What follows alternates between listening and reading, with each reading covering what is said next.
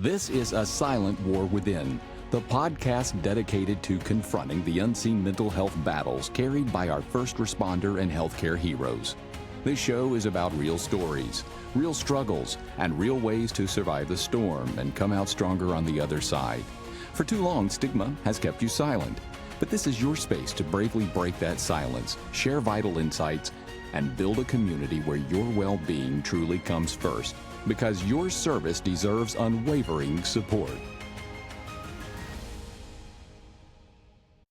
So welcome to A Silent War Within. As always, we're happy to have you with us. We got our co-host, our new guest co-host. I don't know really what we're calling you. We're just going to go with it. MaKayla Davidson with us. And of course, you can always find us on our social media platforms and our website, silentwarwithin.com. Hope you guys have checked that out. I need to update it. I haven't put pictures of our newest guest as they come out. So I've been lax in doing that, and I hadn't made MaKayla a page yet. So I'm really behind, but we'll get there. It's always a work in progress. Today, we have a very special guest that I'm excited to have with us. I've watched her content for a long time. Alexandra Jabr here with us. Tell us a little bit about your background, what you do, and kind of your EMS background, because you've been in this for a long time. Yeah, we were just talking about that before we started recording. I got started in this field in 2003, spent 15 years on an ambulance responding 911 calls, and my career was cut short abruptly by a back injury. So unfortunately, I don't get to do anymore, but because of the opportunity to teach, I've been able to stay very involved as an educator. And so I was already teaching at a college, working with paramedics, EMT students when the back injury occurred. So by the time I finally had to kind of retire from my position as a field medic, I was able to kind of transition seamlessly into education.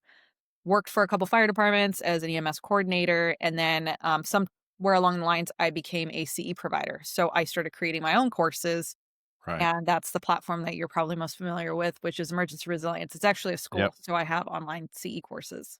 Yeah, and super interesting content. One of the things, the videos when we were going back looking at, you as a guest and trying to prepare, one of the videos that I love the most, you did the 5 things that were 5 tips to help you with your longevity in EMS and your mental health. And some of those were start working with a therapist day one. So take your PTO regularly. I'm a big fan of that one. I love my PTO. And that's something that I'm a leader now, but that's something I tell all my associates that I lead is that, guys, that's your PTO. Take it. They always used to hate on me because I was, oh, you're never at work. You just take your PTO. I'm like, doesn't bother me a bit. You just say whatever you have to say. Always document the back injury. So the third one I wanted to stay on for a minute is this a learned lesson from you and your back injury that you didn't document the little ones and then the big one happened, or how did that go? Oh, I was saved by the grace of one documentation that had happened several years prior to the injury exacerbating. So I had not had an acute back injury or like a recent strain or anything like that. It was my day off. I wasn't scheduled to work until that weekend.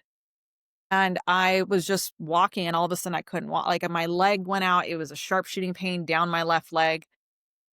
I thought my leg was hurt. I didn't know it was my back. It turned out that whether or not it herniated or it shifted just a little bit. I mean, there's a lot of different things that I don't understand about herniations, but I was told that you can live with a herniation for a really long time until you can't. So it can be asymptomatic for quite a while. Mm-hmm. And when my doctor got a hold of my MRI, because the MRI showed a 22 millimeter herniated disc, which if you're familiar, unfortunately, if you're unfortunately familiar with herniations, anything above 6 to 7 is considered very large. And mine was 22, and he took one look at it and he goes, "You didn't do this walking." He goes, "This is an old injury. Did you ever hurt your back at work?" Because he knew I was a medic. And I said, "Yeah." And he goes, "Well, I hope you documented it because you need to go talk to your supervisor about a workers' comp case." He goes, "This is way too severe of a back injury to not have been cumulative over, time." And I just happened to document it one time. I mean, I hurt my back several times at work. I'm ashamed to admit. Sure, same. And, it was always, but I never thought, there's always this denial. I never thought it was serious. I thought, oh, it's just my muscle. I pulled a muscle. Mm-hmm. No, your muscles are tightening Always. up because it doesn't want you to herniate something more. I mean, I'm not saying it's always that, but in my case, it was. And the only reason I documented it was I think it was the day before New Year's Eve. So it was the 30th of December. And I was going to work New Year's Eve. And I was transferring a patient from the gurney to the bed. It was our last call of the day. And I just twisted it just right. And I thought, I don't think I'm going to work on this tomorrow. But staffing had been so poor at my company at the time that they were giving final writtens to anybody that called off on holiday. And so I went into my supervisor's office that night and I said, hey, I want to write this up and I'm going to call off tomorrow, but I don't want the write up. Yep. I'm letting you know, like, I hurt my back. I can't work, or I shouldn't work, I should say. And he goes, you want to go to comp? You want to go get assessed? I said, no, just document it. I'll ice it, take a few Advil, I'll be fine. And that's all that happened. Didn't think about it for years until the doctor called me and was like, this is a back injury from work. And that saved my butt big time. Well, that's great. I mean, it's great that not great that you injured your back, but certainly great that you documented it. That's a really good tip, because I can remember numerous back injuries that I've had that I said the same thing. Oh, it's just a muscle. I just pulled Yeah. something. Oh, and And people will hurt it doing the simplest things. I mean, that was one thing my surgeon told me. He goes, look, you're going to blow out your next disc sneezing or getting out of bed wrong. He goes, it's going to happen the most, because I have 2 bad discs still. mhm, Knock on wood, nothing's happened yet, or, whatever. But, I was just watching a video from the salty paramedic. He threw out his bag mhm, reclining mhm. and was like, oh my God, and then if you're following the pre-hospitalist, she just posted today, she went to spit toothpaste out at work. And all of a sudden, or And not it did, spit, like she yeah. went to like throw her toothpaste in the drawer, spit out like something with like her nightly routine. And she is laid out just in so much pain. And so a lot of people think like, oh my God, this is so stupid. No, that's tied to something else. That is tied to something you did at work. And, document. Yep. Yep. And then the other thing you mentioned on number 4 was teaching and education as your backup plan, which obviously you've done Mhm. pretty successfully, I feel like. And that's always been mine. I did that very early, got my CPR instructor and just Yeah. built on that, and Mhm. that's what you said in the video. And of course, this one I wanted you to dive into a little bit. The 5th one, burnout Mm. is an unequal transfer of energy. So tell me about that. Tell me about your definition of what burnout is and what you've learned in your studies through your Ph.D. and through all the education that you've done about burnout. I learned that from one of my therapists, actually. Okay. And I never forgot it, but it's something that once, like, she cued me into it, I couldn't not see it. Burnout was originally defined by, I believe, the World Health Organization, and it was specific to occupation. They did not regard it outside of that. And I think we've challenged that quite a bit. And I don't know that it's formally expanded to include life, but very much so, those things can happen. And what happens is when we don't have boundaries and we keep pouring ourselves into things that don't return, or we deny the receiving of help or the receiving of something from other people, because we don't feel worthy or we're just not comfortable accepting help, that it's eventually going to burn us out. And on the, let's take working, for example, like for me, I wanted a good shift. Like if I was to have the dream shift, it would be like a good shift, a Mm-hmm. good start time, a good partner, a good area, like not like a preferred area. And you can't have all of that stuff. But if I'm Friday nights with a partner who chews loudly in an area I don't like, with a dispatcher I don't like, or running, I don't know, like, I don't know how to explain, but if you have all these things that aren't, like, feeding back to you, you either have to change your circumstances or you have to change your attitude. It's like, okay, I Mm-hmm. either have to accept where I'm at, or I have to find some way to find enjoyment in my job. So if you don't like anything about your job, it is going to deplete you of your energy because you're gonna continue to put things into it that you're not getting out. Sure. Yeah. No, I really like that definition, and that explains a lot. MaKayla, did you have something? Oh, I was just going to ask Alex, for you, Kevin asked me this on my episode.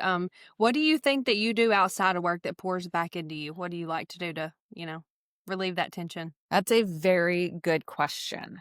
I think I've made my hobby my work, so that's a very tricky one for me now.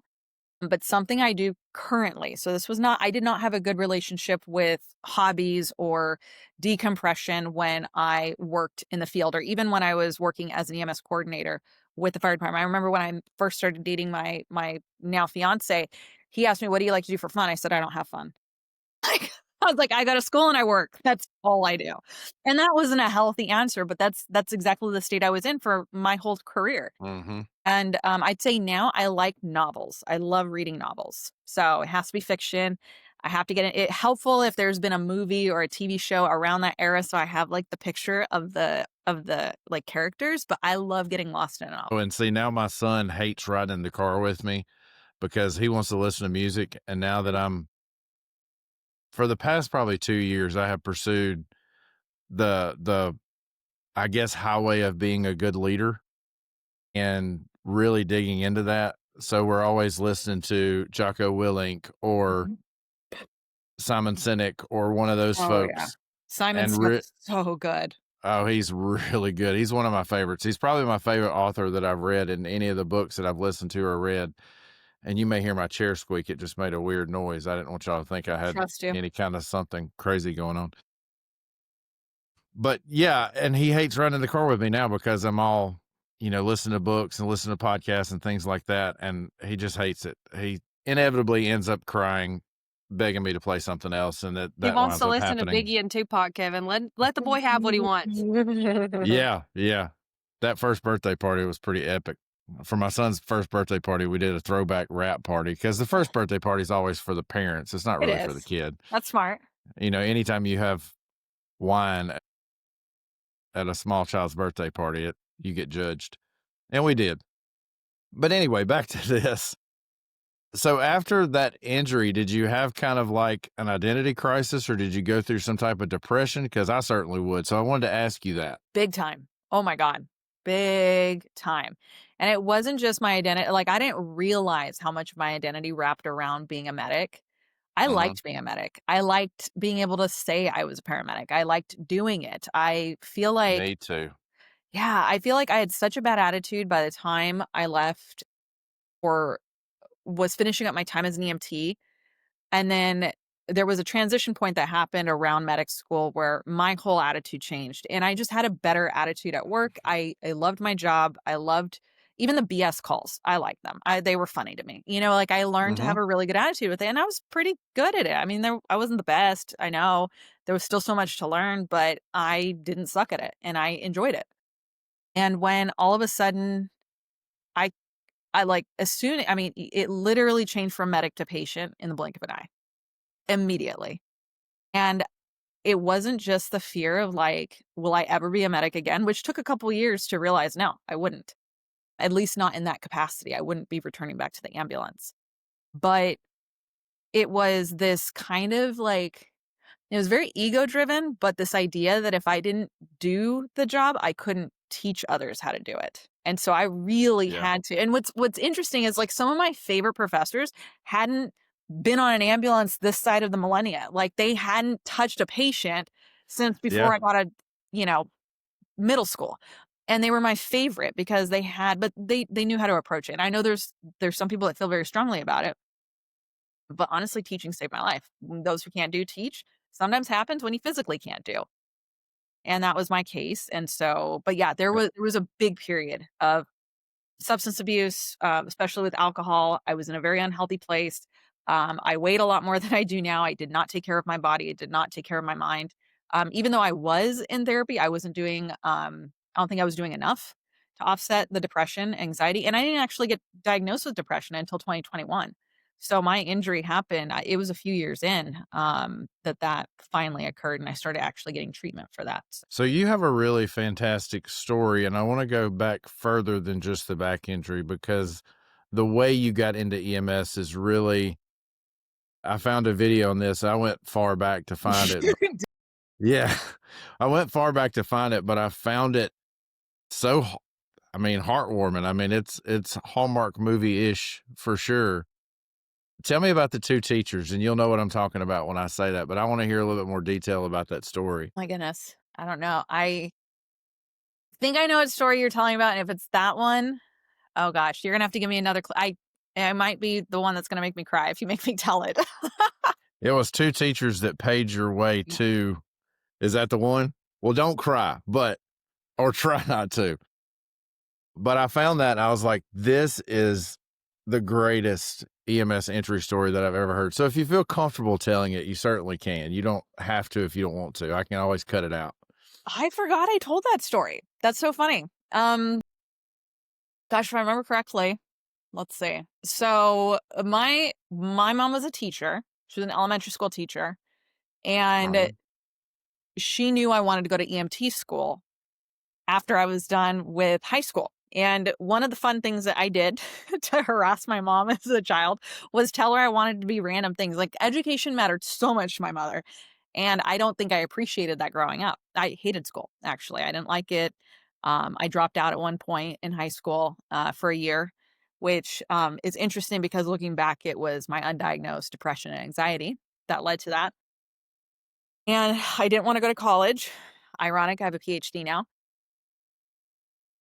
But my mom was from Mexico, and she was grew up very, very poor, where you were pulled out of school to work. Like, you were pulled out of elementary school. Nobody cared if you were missing. Like, you were there to, provide for the family in any way you could. She was one of 6 or 9. A couple of them died in childhood. And so, education mattered to her. So I'd come up with some random thing I was going to do.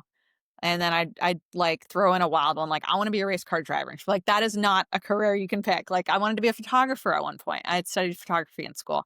She's like, that's not a career. And I was like, I want to be a teacher. And she goes, no, which she was a teacher. So it was ironic. So anyways, I told her one day I wanted to be an EMT, and she goes, that's a really good idea. And then she went to some event and met a woman who was a firefighter, paramedic, and she came home really excited because she thought, this is going to be a great thing for you. So it's the summer that she died, and she was at like a continuing education event for teachers, if I remember correctly, and she was supposed to make like $500 while she was there. And that $500 was going to pay for my EMT school. Well, then when she died, because she died right before Labor Day, which Labor Day was the start of school, like the 5th. And when she died, they couldn't find her timesheet for that event. So we didn't get paid for that specific event. And all her other bills, we lived paycheck to paycheck. So those things were paid for other things, and it was expensive enough to, bury her and all those things that come up with a funeral. And we were in probate because she didn't have her affairs in order. It was a mess. My sister was a full-time student at the time, 10 years older than me. She was finishing up dental hygiene school. So we were in kind of a compromising spot. And then those teachers put the money together to pay for me. That is such a fantastic story. And now you have had this long storied career, and now you help hundreds and thousands of providers be better at what we do. And really, part of what you do is something nobody else out there is doing. It's really difficult to find somebody who teaches about what you teach about. Yeah, Kevin, you did her so dirty, by the way.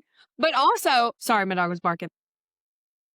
Oh, I thought that was her laugh. Oh my gosh. You thought that was me? That was I thought that was Alex's laugh. I was like, oh gosh. I wasn't going to say anything, but now that I know it was a dog, I could say that was a horrible laugh.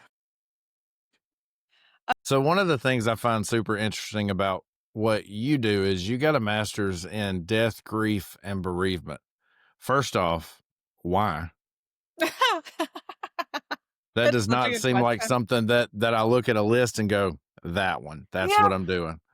Yeah. Well, it was either that or my MFT in trauma, which would have been my marriage family therapist license. And I didn't want, it seemed like a likely outcome for me. I was already into, providing and advocating and doing the stuff I'm doing now, but I didn't want to work one-on-one with people. I wanted to stay in groups. I wanted to, stay in education. And by that point, I was already starting to teach death notifications. And part of, the fear around like whether or not I had the authority, maybe that's what I was looking for. Like, I thought, and I know I'm one of the only ones out there doing this. I know I'm not the only one. It's starting to pick up in trend, and whether or not I had something to do with that doesn't matter to me. I think as long as people are talking about it and we're getting this more widely recognized, because it is a huge deficiency in our industry. But I remember looking at that and going, oh, well, maybe after I get a master's, I can teach this. Like, I looked at it as a rite of passage, or like, I'll be worthy of teaching this now, or I'll be allowed to teach this now. And in reality, like, it gave me the confidence, but I mean, a lot of the stuff, and it did set the foundation, all the curriculum, everything that every paper I had to submit, every discussion question came back to death and first responders. And so it really laid a huge ground, foundation for me. And I will never say I didn't need it, but if I'm being honest, I sought it out because I was looking for the permission to create this. And I felt like I didn't have it from anybody. And so I gave it to myself with a master's degree. So help me. This is one of the things that when I was in the field as a paramedic that I was deficient in. It was very hard to look somebody in the face and be genuine and be honest. And I have a big heart, so it was very hard for me to tell somebody their loved one had died. I did all the classic mistakes that you mentioned in a lot of your videos. They've passed away. I didn't use direct language. I would look around the room. There was no direct eye contact. I was just nervous about it. So yeah, I made the help same me as mistake. a provider, because I think that many providers struggle with that same thing. So what's some of your tips for somebody who's going to deliver a death notification to a family that's standing there that may have just watched you code their loved one? Well, if it's a process and you're actually resuscitating them, then you can actually start the notification pretty early. And that's why I call it communication, death communication. It's not just the notification part, it's all the other elements that go into it, not only the body language, the paralanguage, our tone of voice, just the way that we're showing up. But I'd start off by, like, let's say you're the lead, medic, or you're the person who's going to ultimately deliver the news. Maybe you're, involved in the code and you get, your 2 rounds on board and you've assessed for, defibrillation, and people are, you've got the rhythm going on the resuscitation. You step away. You introduce yourself to that person who you're ultimately going to have to give that news to, and you tell them what's going on. And you tell them, you say that you don't know the last time you saw them. We're seeing this on the monitor. This does not look good. This is what we call asystole. It's a flat line. This is what we're doing to try and reverse it. We're doing X, Y, and Z right now. If that doesn't work, we're going to try again for another 10 minutes, but right now it's not looking good, and I just want to prepare you for that. We'll make sure to keep you informed. And then you can go back, and as you're getting near towards the end, you can, now you've involved them. They're involved in this. They're seeing what you're doing. They're seeing that you've, crossed all your T's and dotted all your I's and kept them informed of the whole process, that they're more likely, I should say, it's not always, but they're more likely to be accepting of the part where you have to tell them, okay, we're going to be stopping now. And you can tell them, and you can kind of not circumvent, but you can kind of go around the part where you say they've died up to that point, right? You don't need to tell them right away because it hasn't happened, right? Because they're still alive to them. Like, they're clinically dead to you, but they're not dead to the family member. That patient is not dead until you, as a point of authority, tell them that they're dead. I think one of the best pieces of advice that you offer, and one of the things that we were talking about before I hit record, was, so Alex will take movie scenes, show scenes. What are you on, episode 5 or 6 of doing this? I mean, it's real limited.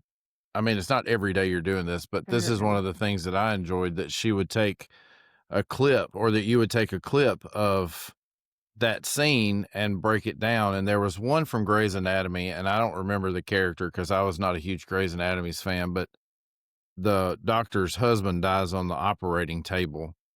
And she says, I need you to tell me that he's dead. I need you to say the words. Why is that the solidification for somebody to kind of start the acceptance or grieving process in itself? Why are those words so important? Because there's no room for ambiguity. There's no room for shades of gray. There's no room for ambiguity. And in a state of fight or flight, and when we are acutely in a crisis, we don't understand euphemisms. We don't understand.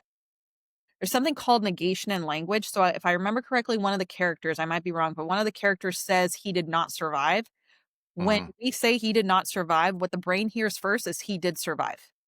It takes the not out, because the subconscious doesn't process things in the negative. It processes things in the positive. So it's going to say what you say. It's going to accept what you say first, and then it has to go back and then accept the not part. Not is called negation in language. So not, didn't, those kind of things, those things that change the structure of the sentence or the meaning of the sentence to mean the opposite. So it's not raining outside. I don't like broccoli. Well, I like broccoli if you take the word don't out. Okay. So it's kind of like that. Right.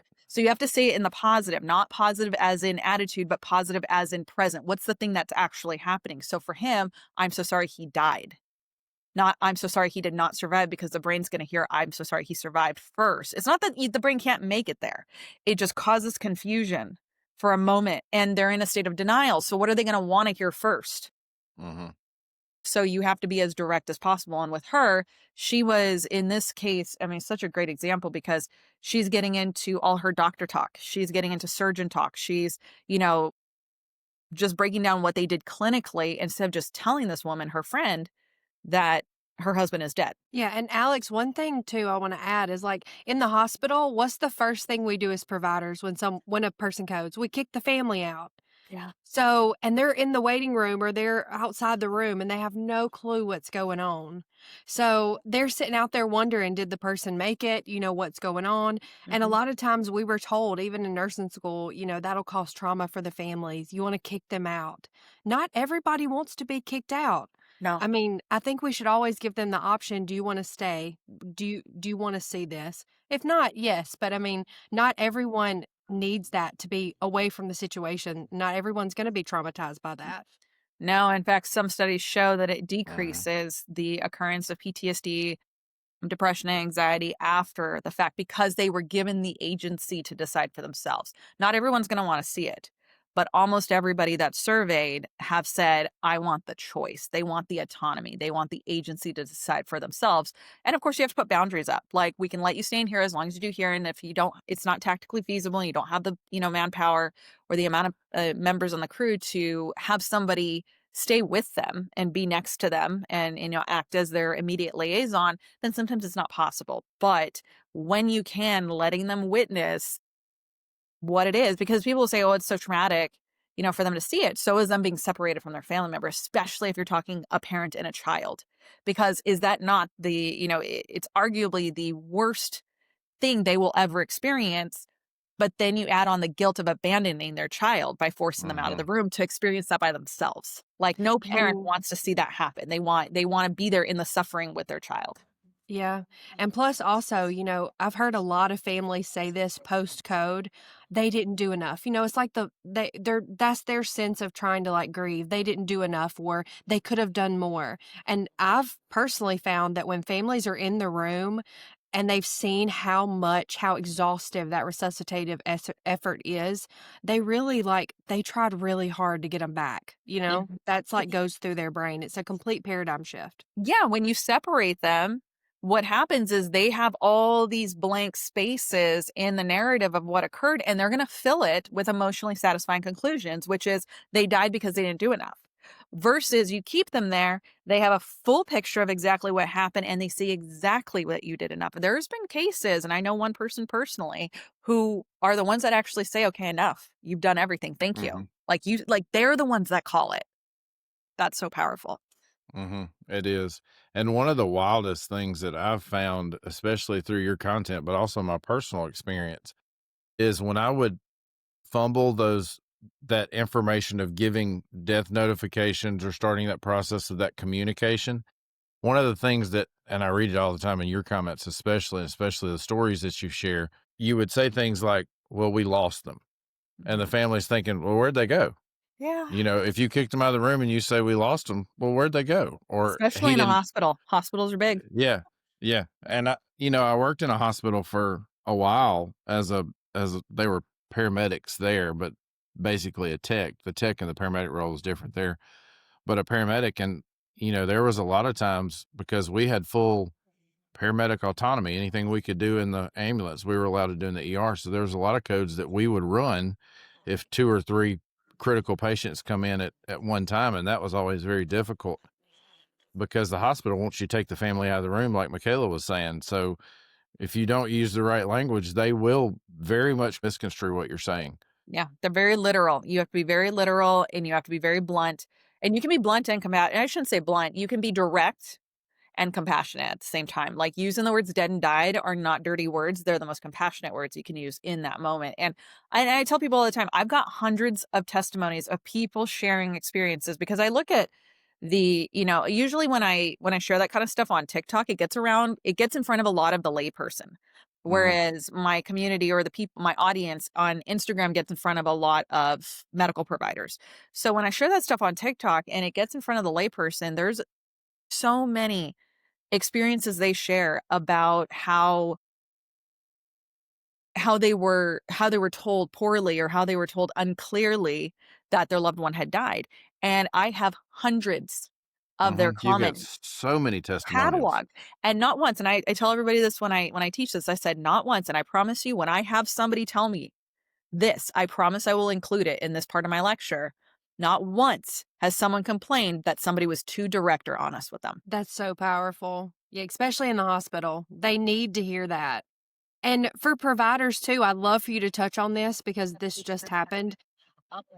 We had a extensive code that lasts over an hour, and I talked to one of my friends about this. As nurses and healthcare providers, when you're doing a resuscitative effort and you're trying to get that person back, that person becomes a body because you're so task driven. It's not a person in your mind because you dissociate from that as providers. And then after that person passes, we put the pictures that the family gave us on their body, and then the family comes in. It kind of in your brain reconnects that this is a person, this is a father, this is a husband. And then that's when, for me, that really tore a chunk out of my heart because, the whole resuscitative effort, it's like task driven, trying to get this body back to life. And then they come back and it's like a real person. And then, that grief and debrief starts. Can you talk a little bit about debrief for, what you do? Oh yeah. No, what it sounds like what you were describing is it humanizes them. And all of a sudden you're not in this paramedic or nurse role. You're connecting with that family as if you were the daughter or that was your child or that was your father. And then there's this projection and this and that what you're describing actually is empathy too. And that's what makes us so scared of empathy is it's a very vulnerable feeling. It's a very intimate feeling, especially to feel that for somebody you don't know. But the thing, and I'll say this before I talk about the debrief, is that empathy is such an important tool, but it's not meant to stay with us. We're not meant to carry that with us. And there needs to be something that we do that discharges that feeling, whether it's going for a run, whether it's going and grounding, feet in the grass, go hug a tree, something that go meditate, something to say, I'm releasing this. This is not for me to carry. Or it's something you work out in therapy, EMDR, ketamine therapy, processing talk therapy, something, but it's not for you to keep and hang on to. Otherwise you get burned out, unequal exchange of energy, and then you deal with compassion fatigue. And so as far as the debrief goes, I actually haven't been a part of very many. I can say with quite certainty, the only debriefs I've been a part of after a hard call were on the tailboard with an ice cream cone in my hand in the bay. And those were fantastic, but I couldn't tell you how a formal, I was doing this when CISM, CISD debriefs were just a part in chapter 1 of your EMT book. It wasn't something you actually saw done. But I can tell you from my understanding of the way the psyche works, one of the most important parts of a debrief is that everyone is present for it. And so what I tell people, I had somebody call me one time because they had a really bad drowning and they knew one of their guys was not doing well because he had a kid the same age who was at a birthday party, a swim birthday party at the time that this happened. So he, of course, that's where his head goes. And this person calls me and he goes, "Hey, our chief is trying to force this guy to go to the after act, the debriefing thing. And can he do that legally?" And I was like, "No," but I was like, here, as far as, we're talking firefighter bill, all these not firefighter, policies, sorry, standard, the standard of procedures kind of thing. And so we're talking those kind of things. I said, that aside, I said, here's how you get him there.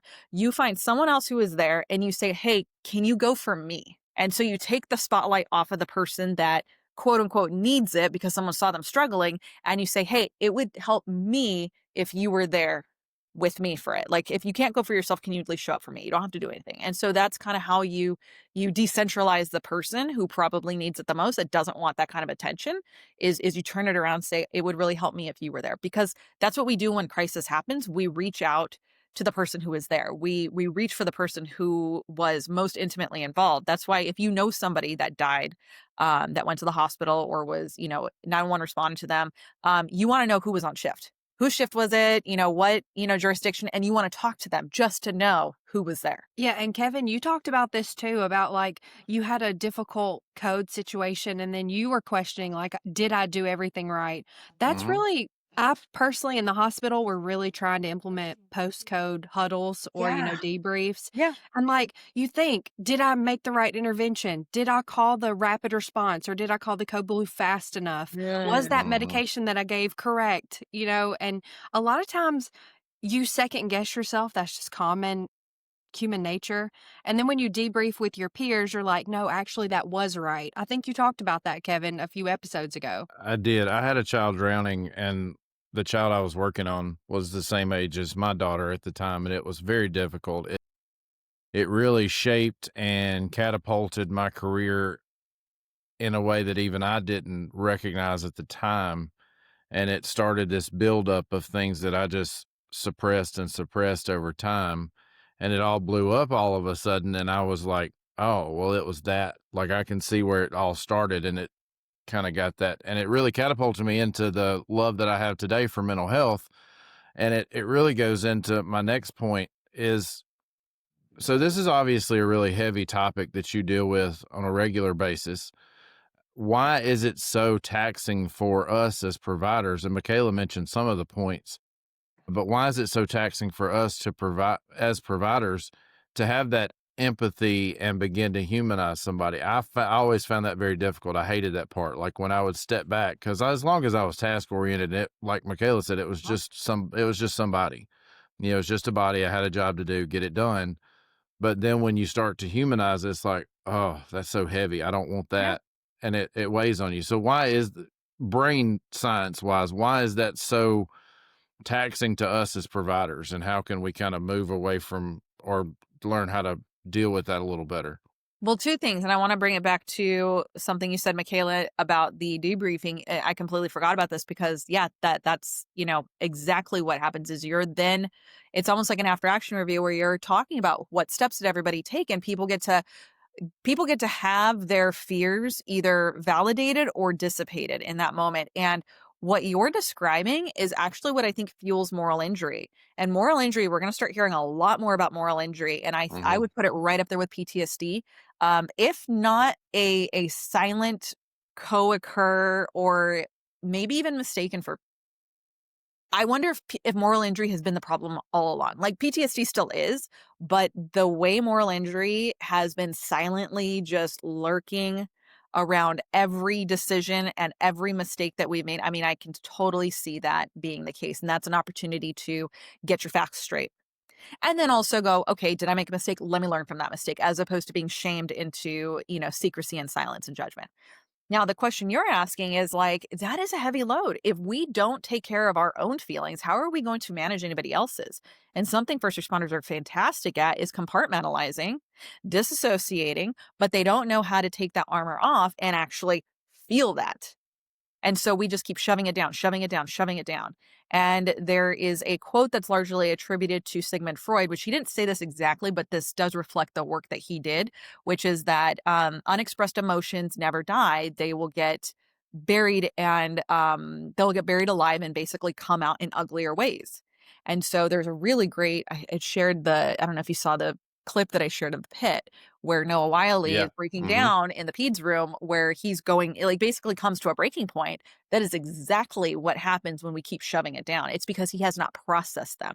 And when we don't process them, they get buried, as in when he says they get buried alive, he's saying they remain alive so that when they revisit us, it's as if it's happening right there in that moment. And that is classic PTSD. It doesn't get filed away as a memory that happened in the past. It gets filed away as a present threat that happens right now. And that's so scary because you don't even know what's going to trigger that. No, you don't. You absolutely don't. I mean, and if you watch that clip, the reason I love that, I'm so proud of that actually, because it's like the scene is perfectly timed with, and I didn't do this. I mean, it's just organically happened by itself, but it's perfectly timed with the podcast that Noah Wiley's on while he's telling the story about how his mother, who is a retired nurse, was triggered by his scene on the TV and her own patient memories came up out of nowhere. Like, isn't that wild? That's Ab- crazy. Yeah. It comes out of abs- nowhere. It really does. It does. If you and don't deal with it. I think that's Exactly. the main thing about Kevin's podcast that I love. Yeah. It's bringing light to all these issues. I'm getting so much out of this episode, just so you guys Good. know. Okay. yeah, but I think one of the hard things, and the thing that I had to learn the hard way, and I think it may have been 6 or 7 months ago, I run across one of your videos and completely related to what you said, and it was kind of funny too. I mean, you just looked disheveled and not put together, and you said, I wish somebody would have told me that I'm going to feel worse when I'm processing all my stuff first. And I had to learn that the hard way. Like, I Yeah. was going to my counselor weekly going, this sucks. Like, all of this sucks. I don't like this. I don't want to do it anymore. You know, I feel worse than when we started. You're supposed to be fixing me. And that's what I thought. That's not the point of it. But you're supposed to be fixing me. And I don't feel fixed at all. I feel worse than when I started. Uh-huh. What's the deal? And it took me a while to go, sometimes it's okay to sit with those feelings for a little bit and feel them and let them wash over you a little bit, because it brings about healing when you start to go through those steps of humanizing and empathizing and then grieving in your own way and then going about your day and having those thoughts. I felt like it was therapeutic for me to go through all those steps, but at the same time, it still sucked. Oh, it does. It does. And I think I like to think of them as those feelings are coming back up on their way out the door. I know that's not the way it is. I know I'm never going to, it's a continuum, right? So, I might process that one, but there's always something more to be excavated. Our capacity for emotional feeling and the diversion of it as well, our avoidance of it is very high. And so, one of the things I always, like to keep in mind about the healing is I come back to what it was like when I had my back surgery. So eventually I had my back surgery. It was several months after the injury like really exacerbated, and it was the herniation had put a lot of pressure on my sciatica nerve. A lot of pressure. I mean, I had pain from my hip to my toe. Oh, that's so painful.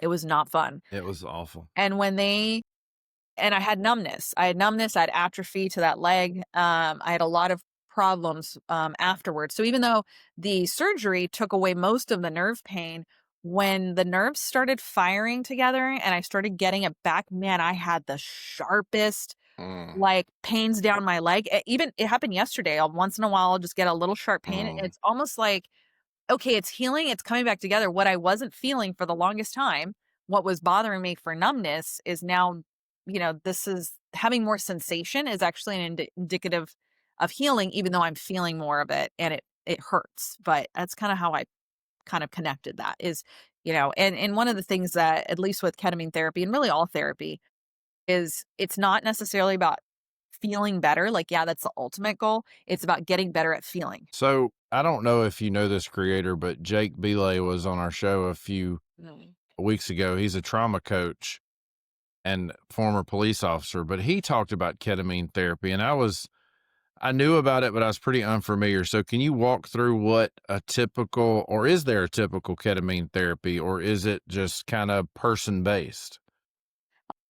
Yeah, the person can be the variable, but the practice is really the biggest variable. So, and I'm not judging how any one practice does things, but I can tell you what my preference is it is not a heavy clinical type of setting. So there are some practices that have opened up that, look like an urgent care. They just, draw the sheet, leave you in the bed, let you have your trip with the infusion, bright lights on, all this stuff. They might monitor you on the wall, and then they check in. Okay, bye. Like, go ahead and leave, or they put you in a chair or something like that. That's not how I did my ketamine therapy. My ketamine therapy was, I mean, it was kind of like going to a spa. You go That's in. what it looked like. Yeah, Yeah. you go in. You got the nice, like, essential The oils. projector on the wall. I brought that for me. Like, I like having the projector. Yeah. I don't know. It's just, I have my blanket, I get myself settled in. It's a nice comfy chair. I feel safe. It's in a, safe, clean environment, and I've got, practitioners there, but it's basically, at least for IV ketamine because there are a couple different ways that you can participate in it. And I've mostly only done IV. You go in, you get your vitals taken, they hook you up to the monitors and stuff, and make sure that you're good to go. They have to screen you for high blood pressure. They start the IV, and you go on your journey, and you listen to your music. You have your music to kind of help guide it. Really helps with it. And then, you feel yourself coming down. You feel yourself lift off.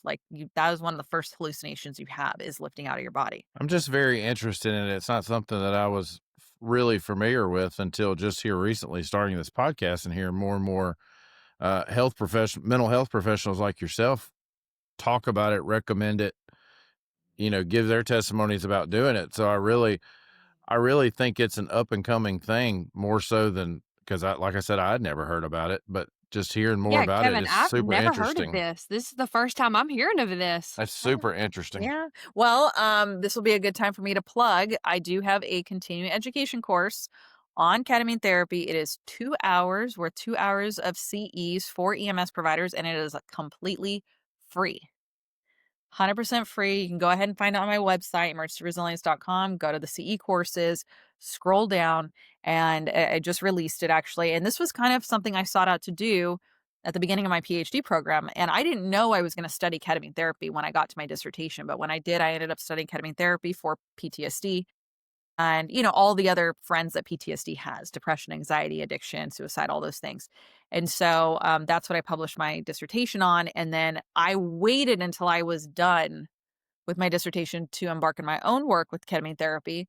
And so I was a fan as a researcher, and then I was a fan as a patient.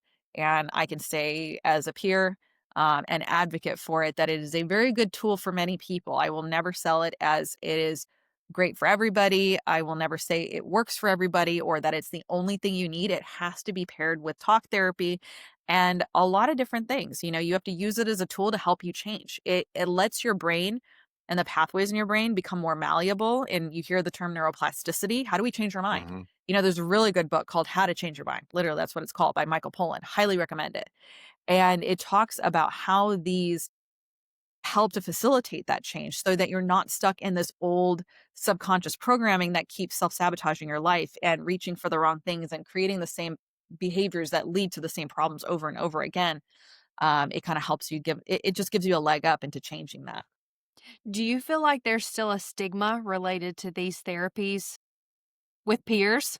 Oh, yeah. And so funny because I'm like, okay, we switched out the PTSD stigma for the mental healing stigma, but Mm-hmm. I haven't posted too many things about this thing yet, about this course yet. But of course, when I did, there'd be, and it's always people that aren't part of the community already that don't know my work, and they're just, posting, I don't know, Matthew Perry memes and stuff. And I'm like, thanks for the attention and the engagement, but, or people like someone said, this is the worst idea ever when I posted the CE class. And I was like, okay, thanks. Thanks for your input. Thank you. I really do find it extremely interesting. And I'm with you that it's not a one size fits all kind of thing. Like it doesn't absolutely cure everything. There's parts and has to be kind of woven into a treatment plan. Sure. But is this something typically that has to be referred by your doctor, or or are these clinics that you can walk in and get screened for and then do it, or how does it usually work? Because I'm interested in the details. Really are important So to the me. practice that you decide to go work with will have a prescribing clinician. So this is completely legal. And the number of times that people will reach out to me and be like, hey, how do I get a ketamine? It's it's not, Google it. Google your nearest large city, you will find a ketamine practice. And there's, some things I recommend. I don't recommend one ketamine. There's only one ketamine practice I actually would recommend because I've worked with them before, but publicly I don't associate or align with anybody. Instead, I teach you how to find your own. And that's also a handout that's found in the ketamine course. And it's one of the lessons in the modules as well, is to discuss how to select a ketamine clinic and what are the things you look for. I'll tell you, the number one thing I look for is when I'm sitting with the clinician, I go, what's your experience with ketamine? Your personal experience. And if they tell me they've never done it before, I'm out. There's no reason why a provider should have not done their own work, because in order to go through the ketamine training, which is not required, this is kind of a willy-nilly, kind of scope for some people. Like an anesthesiologist can just decide that they want to open up a clinic without any mental health components or regard whatsoever, no integration, like not really understanding the psychospiritual element of it. And that, I'm not saying they won't still get results, they will, but there is a more integrative way to get your money's worth, your money and your time worth. And it's not through a drip clinic. And so, I would say you look up where your local places are, and then you go ask questions like that. Ask what their experience has been with it. Did they get CAP trained? Like, are they trained as a facilitator? Did they go through any type of training to be a provider? Because there's a lot of mystical stuff that goes into this, and your average physician and really clinician altogether, not just physicians, but don't really like the word mystic. They get kind of weirded out by it. Yeah, and So, plus, I can tell you firsthand, I have a friend right now who's struggling with some long-term health issues in the hospital. She's a nurse, and she's going through some alternate, medicine therapies to help deal with those chronic issues. And I'm going to just be very blunt. It's been very stigmatized by leadership, hospital administration. They're kind of scared of those things. When you start Yeah. talking about, there's a nurse on this floor going through ketamine therapy. What would you say to those leaders that are still skeptical about, us prioritizing our mental health? I mean, I think the best way to challenge stigma is through education. I would have them, that anybody who, and that's where my, I guess, rebuttal to anybody who's in the comments of this course want to say anything, take the course and then we'll talk. Like I'm more than willing to hear out what your concerns are, but it's usually from misguided information or just a misunderstanding, because I understand that there's a lot. Most of the time you have to also recognize that it's coming from a place of fear. And then they have to just better understand that the it's not just a rave drug, it's not just a horse tranquilizer. It's been used for a number of reasons in a number of ways, and for a lot of people it's saved their life. And why wouldn't somebody try and find relief somehow? yeah, and in the EMS side of things, it's been on our ambulances for years now. I Yeah. mean, yeah, I mean, we use it, especially in the pediatric world. My organization is strictly pediatric critical care, and we use it a ton over any of the other analgesics that They we've do well. used for years, and they do well. They do very well with it. I did have a child tell me that I was a fairy with wings and I was flying around the room, but Good. that doesn't sound that bad, actually. No, it doesn't Is that sound bad what's at in all. the green whistle? I don't think we utilize it in the United States a lot, but is that what's in that green whistle that other countries have that people can like inhale? No. I don't know that one. That sounds interesting though. I watch a lot of that, like where the Bondi lifeguards or whatever. And Yeah, when, I've seen yeah, that. Yeah. and they have the green whistle. So when people are in pain, it's like that I think it is ketamine. I'm pretty sure. Oh, interesting. I wouldn't be surprised. No, ketamine's a Ketamine's great like duct drug. tape now. Like you're just using it like mag. You're just using it for everything. Yeah, ketamine's a great drug. I've used it multiple times, and I love the results I get from it. I'm just interested in the mental health part of it because a couple of weeks ago was the first time I had heard this. I was like MaKayla. I was ignorant to the information that was out there.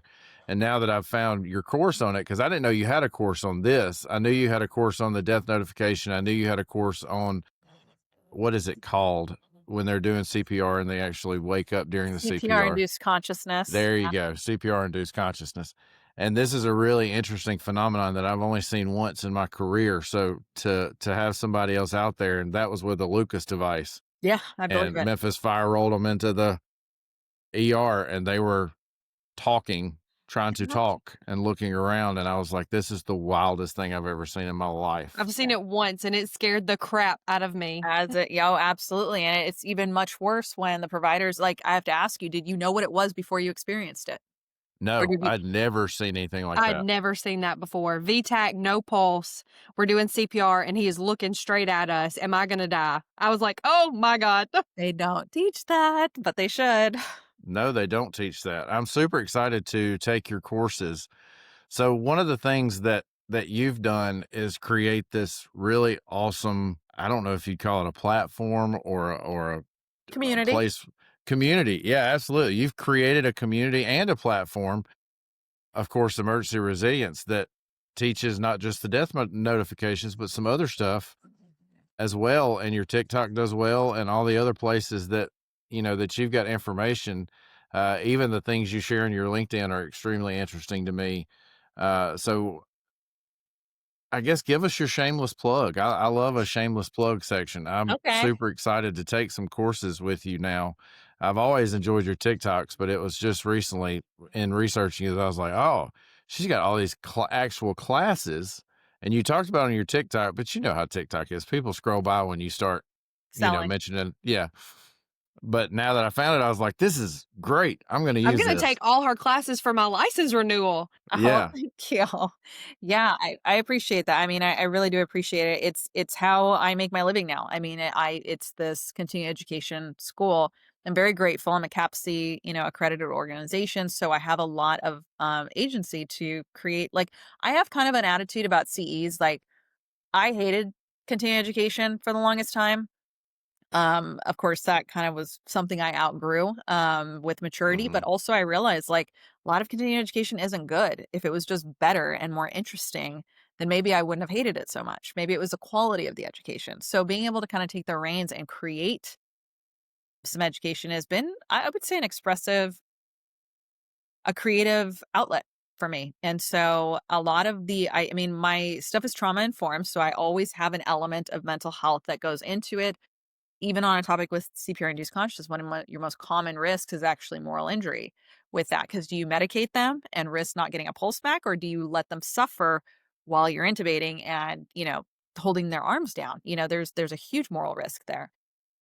So yeah, I only have I'm like kind of I'm a very like, I don't know, like farm to table boutique CE course. Like you're not going to come to me and get all 48 hours or 72 hours. You need to go to Foam Frat or something like that for that, which I work with them as well. I do have a series on there on Foam Frat's channel.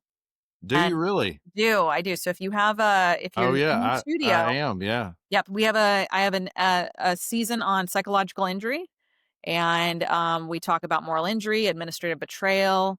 We talk death notifications. What was the other one? Disenfranchised grief, and then one on ketamine.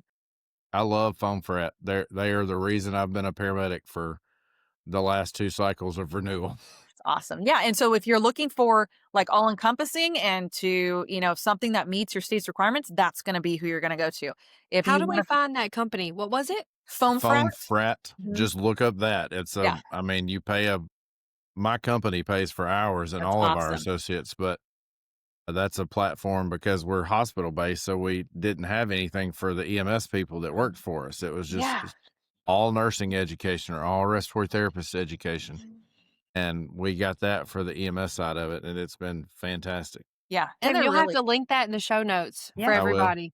Yeah. And I'll definitely link your page too, Alex, because I think that's good stuff. Thank you. And yeah, so when you come to me, you'll get a very, like I said, a niche topic. And a lot of times the courses that I have so many courses that are in draft mode that I have not finished or released, they come from the conversations that come out of the community. So I feel like this is very much a co-creation. And so when people tell me that they're interested in something or they're struggling with something or they need to understand something more, then that's what motivates me to create it, on top of the fact that I just want to be interested. Like if I'm interested in it, I get hyper fixated. It makes it a lot Mm, easier for me to finish it. But, I kind of look at something and instead of saying like, is this eligible for CEs? I get to say, what can I do to make it CE eligible? And then I'll do it. that's awesome. Well, I think that we have reached at least near the end. Yeah. I could probably talk to you for many, many more hours because I am a talker and I have enjoyed this conversation. But thank you for joining us. Tell all our people one more time where they can find all of your content, your material, other than emergencyresilience.com. It is. It is. It's emergencyresilience.com, and my handles are all the same at emergency resilience. I'm mostly on Instagram and then TikTok in that order. So, but you can find me on Mhm. all of them. Well, thank you so much for joining us, MaKayla. Thank you for filling in again. Alex, thank you. I got so much out of this episode. I know people are like really going to get a lot out of this one. It was really good. Awesome. Thank you Yeah, so much yeah. for having me on. This was really great. You asked some amazing questions. Well, thank you. And of course, you can catch us on all the social medias, the same places you can find Alex. Unfortunately, MaKayla is anti-social media, so you're not going to find her anywhere. Oh, no. I I do know. have Instagram. It's just private. That's Yeah. fine. I Yeah. respect it. this is her first public anything. Like she Okay. doesn't do the TikTok videos. She had a really good episode, and I said, well, you're in. Nice. But again, thank you for being with us. We really enjoyed our conversation. And like I said, guys, you can find us on all the socials. You can check out our website. And as always, to close out the show, we will do our same slogan that we've done forever. Be safe, take care of your mind, and we will talk soon. Thanks for listening, everybody. You've been listening to A Silent War Within. If this episode resonated, please subscribe, leave a review, and share with someone who needs to hear it. Remember, you're not alone and your well-being matters. It's time to end this silent war.